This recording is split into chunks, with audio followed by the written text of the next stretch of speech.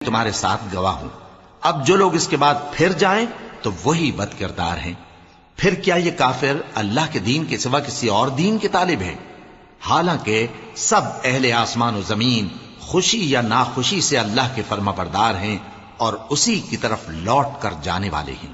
کہو کہ ہم اللہ پر ایمان لائے اور جو کتاب ہم پر نازل ہوئی اور جو صحیفے ابراہیم اور اسماعیل اور اسحاق اور یعقوب اور ان کی اولاد پر اترے اور جو کتابیں موسیٰ اور عیسیٰ اور دوسرے انبیاء کو پروردگار کی طرف سے ملیں، سب پر ایمان لائے۔